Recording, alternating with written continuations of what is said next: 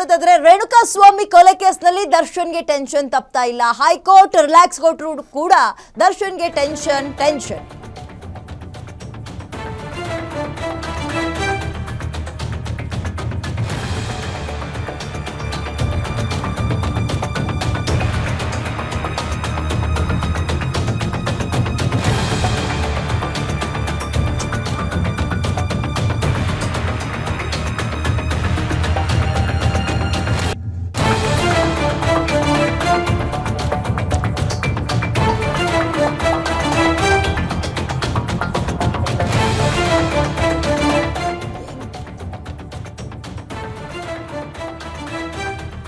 High court ಕೊಟ್ಟಿದ್ದ ಜಾಮೀನು ರದ್ದು ಮಾಡುವಂತೆ ಸುಪ್ರೀಂಗೆ ಅರ್ಜಿಯನ್ನು ಸಲ್ಲಿಸಲಾಗಿತ್ತು. ಓಕೆ, ಇದೀಗ ಆನಿವರ್ಸರಿ ಸೆಲೆಬ್ರೇಷನ್ ಮೂಡ್ನಲ್ಲಿದ್ದ ದರ್ಶನ್ ಅವರಿಗೆ ಟೆನ್ಷನ್ ತಪ್ಪಲೇ ಇಲ್ಲಪ್ಪ. ಒಂದಾದ ಮೇಲೆ ಒಂದು ಟೆನ್ಷನ್ಗಳು ಶುರುವಾಗ್ತಾ ಇದೆ.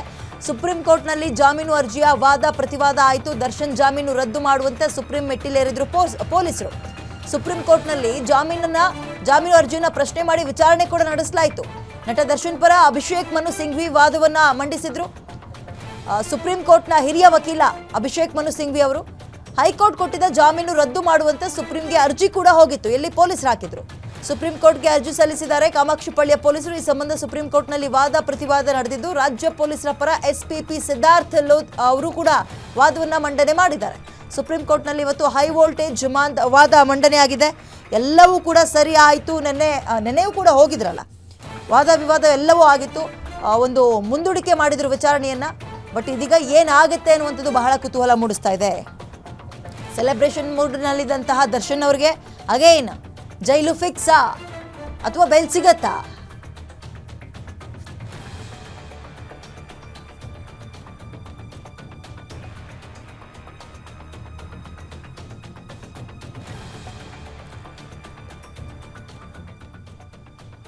ಸುಪ್ರೀಂನಲ್ಲಿ ಇವತ್ತು ಹೈ ವೋಲ್ಟೇಜ್ ವಾದ ಮಂಡನೆ ಆಗ್ತಾ ಇದೆ. ಇದ್ದಂತಹ ಬೇಲ್ ಅರ್ಜಿಯನ್ನ ಪ್ರಶ್ನೆ ಮಾಡಿ ಪೊಲೀಸರು ಇದೀಗ ಮತ್ತೆ ಕೋರ್ಟ್ ಮೆಟ್ಟಿಲೇರಿದ್ರು. ಇದರ ಬೆನ್ನಲ್ಲೇ ಏನಾಗುತ್ತೆ, ಯಾವ ರೀತಿಯ ವಾದ ವಿಚಾರಣೆ ಆಗುತ್ತೆ ಅನ್ನುವಂಥದ್ದು ಬಹಳ ಕುತೂಹಲ ಮೂಡಿಸ್ತಾ ಇದೆ. ಪೊಲೀಸರ ವಾದ ಏನು ಅಂದ್ರೆ, ಮೆಡಿಕಲ್ ಗ್ರೌಂಡ್ಸ್ ಮೇಲೆ ದರ್ಶನ್ಗೆ ಜಾಮೀನು ಕೊಡಲಾಗಿದೆ. ಬೆನ್ನೋವು ಸರ್ಜರಿ ಕಾರಣ ಕೊಟ್ಟು ಅವರು ಜಾಮೀನನ್ನ ಪಡೆದಿದ್ರು. ಯಾರು ಪೊಲೀಸರು ವಾದ ಇದು.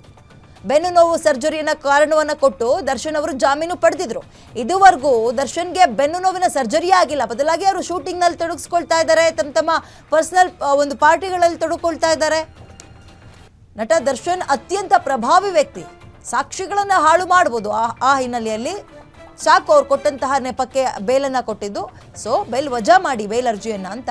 ಸಾಕ್ಷ್ಯಗಳ ಮೇಲೆ ದರ್ಶನ್ ಪ್ರಭಾವ ಬೀರುವ ಸಾಧ್ಯತೆ ಇದೆ ಅಂತ. ಆದರೆ ತನಿಖೆ ವೇಳೆ ಯಾವುದೇ ರೀತಿಯ ಪ್ರಭಾವವನ್ನು ಬೀರಲ್ಲ ಅಂತ ದರ್ಶನ್ ಪರ ವಕೀಲರು ವಾದವನ್ನು ಮುಂದಕ್ಕಿಡ್ತಾ ಇದ್ದಾರೆ. FSL ರಿಪೋರ್ಟ್, ಪೋಸ್ಟ್ಮಾರ್ಟಮ್ ರಿಪೋರ್ಟ್ ಪೊಲೀಸರ ಕೈ ಸೇರಿದೆ. ಇನ್ನೇನು ಸಾಕ್ಷಿಯನ್ನು ಹಾಳು ಮಾಡೋಕ್ಕಾಗುತ್ತೆ, ನಾಶ ಮಾಡೋಕ್ಕಾಗುತ್ತೆ? ಆ್ಯಂಡ್ ಇಂಥದ್ರಲ್ಲಿ ಅವರು ಕೈವಾಡ ಹಾಕಲ್ಲ ಅಂದರೆ ಪ್ರಭಾವವನ್ನು ಬೀರಲ್ಲ. ಪೊಲೀಸರು ಹೆಚ್ಚುವರಿ ಚಾರ್ಜ್ ಶೀಟನ್ನು ಕೂಡ ಸಲ್ಲಿಸಿದಾರಲ್ಲ ಅಂತ ದರ್ಶನ್ ಪರ ವಕೀಲರು ಕೂಡ ವಾದವನ್ನು ಮುಂದಿಡ್ತಾ ಇದ್ದಾರೆ. ಅಲ್ಟಿಮೇಟ್ ಆಗಿ ಏನು ನಿರ್ಧಾರ ಆಗುತ್ತೆ ಅನ್ನುವಂಥದ್ದು ಬಹಳ ಕುತೂಹಲ ಮೂಡಿಸ್ತಾ ಇದೆ.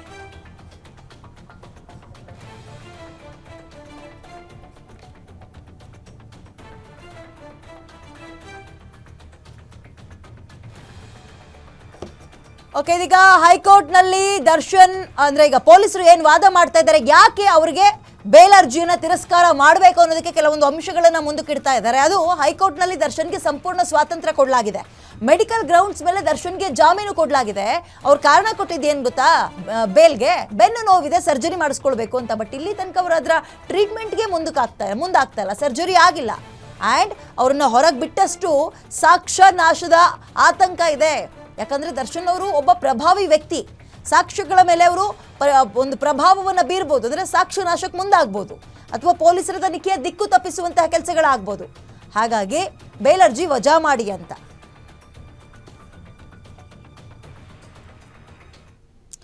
ಓಕೆ, ಇದ್ರ ಬಗ್ಗೆ ಮೋರ್ ಡೀಟೇಲ್ಸ್ ನನ್ನ ಕಲೀಗ ರವಿನಾರಾಯಣ್, ಪ್ರಿನ್ಸಿಪಲ್ ಎಡಿಟರ್, ಚಾನೆಲ್ನ ಪ್ರಿನ್ಸಿಪಲ್ ಎಡಿಟರ್, ಡೀಟೇಲ್ಸ್ನ ಕೊಡ್ತಾರೆ. ರವಿನಾರಾಯಣ್, ಗ್ಯಾಸ್ ಮೊನ್ನೆ ತಾನೇ ಒಂದು ಆನಿವರ್ಸರಿ ಸೆಲೆಬ್ರೇಷನಲ್ಲಿ ಇದ್ರು. ನಿನ್ನೆಯೂ ಕೂಡ ವಿಚಾರಣೆಯನ್ನು ಎದುರಿಸ್ಕೊಂಡು ಹೋಗಿದ್ರು. ಏನಾಗೋ ಸಾಧ್ಯತೆಗಳಿದೆ? ದರ್ಶನ್ ಪರ ಮತ್ತು ಪೊಲೀಸರು ಅದರ ವಿರುದ್ಧವಾಗಿ ನಡೆಸ್ತಾ ಇರುವಂತಹ ವಾದ ವಿವಾದಗಳು ಅಥವಾ ವಿಚಾರಣೆ ಯಾವ ರೀತಿಯಲ್ಲಿ ಸಾಗ್ತಾ ಇರ್ಬೋದು? ಡೀಟೇಲ್ಸ್ ಕೊಡೋದಾದ್ರೆ.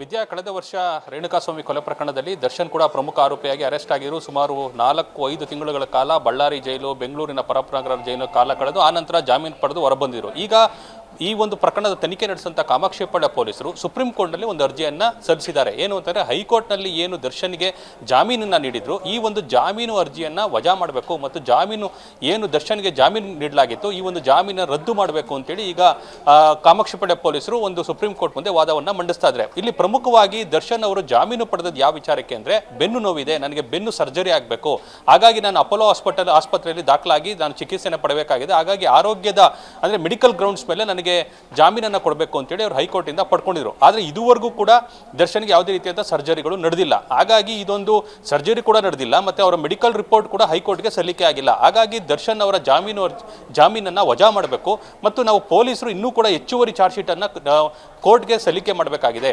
ಹಾಗಾಗಿ ಈ ಒಂದು ಹಂತದಲ್ಲಿ ಸಾಕ್ಷಿಗಳ ಮೇಲೆ ಪ್ರಭಾವ ಬೀರ್ಬೋದು ಅಥವಾ ತನಿಖೆ ಮೇಲೆ ಪ್ರಭಾವ ಬೀರ್ಬೋದು. ಹಾಗಾಗಿ ದರ್ಶನ್ ಪ್ರಭಾವಿ ವ್ಯಕ್ತಿಯಾಗಿರೋದ್ರಿಂದ ದರ್ಶನ್ ಜಾಮೀನಿನ ಮೇಲೆ ಹೊರಗಡೆ ಇದ್ದಷ್ಟು ನಮ್ಮ ತನಿಖೆಗೆ ಮತ್ತೆ ಅಡ್ಡಿಯಾಗುತ್ತೆ.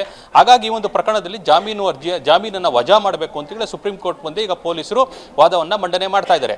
ಅದೇ ರೀತಿ ಈಗ ಅಭಿಷೇಕ್ ಮನು ಸಿಂಘ್ವಿ ಸುಪ್ರೀಂ ಕೋರ್ಟ್ನ ಸೀನಿಯರ್ ಡೆಸಿಗ್ನೇಟೆಡ್ ಕೌನ್ಸಿಲ್ ಈಗ ದರ್ಶನ್ ಪರವಾಗಿ ವಾದವನ್ನು ಕೂಡ ಮಂಡಿಸ್ತಾ ಇದ್ದಾರೆ. ಇಲ್ಲಿ ಪ್ರಮುಖವಾಗಿ ದರ್ಶನ್ಗೆ ಜಾಮೀನನ್ನು ನೀಡಲಾಗಿದೆ ಮತ್ತು ಇನ್ನೊಂದು ಈ ಒಂದು ಪ್ರಕರಣದಲ್ಲಿ ಸುಮಾರು 5,500 ಪುಟಗಳ ಚಾರ್ಜ್ ಶೀಟನ್ನು ಸಲ್ಲಿಕೆ ಮಾಡಲಾಗಿದೆ. ಜೊತೆಗೆ 2 ಬಾರಿ ಅಡಿಷನಲ್ ಚಾರ್ಜ್ ಶೀಟ್ ಅನ್ನು ಕೂಡ ಈ ಒಂದು ಪ್ರಕರಣದಲ್ಲಿ ಹಾಕಲಾಗಿದೆ. ಹಾಗಾಗಿ ಇನ್ನೇನು ತನಿಖೆ ನಡೀಬೇಕು, ಇನ್ನೇನು ವಿಚಾರಣೆ ನಡೀಬೇಕು, ದರ್ಶನ್ ಜಾಮೀನು ರದ್ದು ಮಾಡೋದ್ರಿಂದ ಪೊಲೀಸರಿಗಾಗುವಂತ ಲಾಭ ಏನು ಅನ್ನೋದು ಈಗ ಅಭಿಷೇಕ್ ಮನು ಸಿಂಘ್ವಿ ಅವರ ವಾದ. ಹಾಗಾಗಿ ಮಧ್ಯಾಹ್ನ ಈ ಒಂದು ಪ್ರಕರಣದ ಅರ್ಜಿ ವಿಚಾರಣೆ ಸುಪ್ರೀಂ ಕೋರ್ಟ್ ನಲ್ಲಿ ನಡೆದಿದೆ. ಹಾಗಾಗಿ ಈ ಒಂದು ದರ್ಶನ್ಗೆ ಈ ಒಂದು ಕಳೆದ 2 ದಿನಗಳ ಹಿಂದಷ್ಟೇ ಒಂದು ವೆಡ್ಡಿಂಗ್ ಆನಿವರ್ಸರಿ ಮೂಡ್ ನಲ್ಲಿ ಇದ್ರು. ಈಗ ಅವ್ರಿಗೆ ಜಾಮೀನು ಅರ್ಜಿಯ ಒಂದು ಟೆನ್ಷನ್ ಕೂಡ ಕಾಡ್ತಾ ಇದೆ ವಿದ್ಯಾ.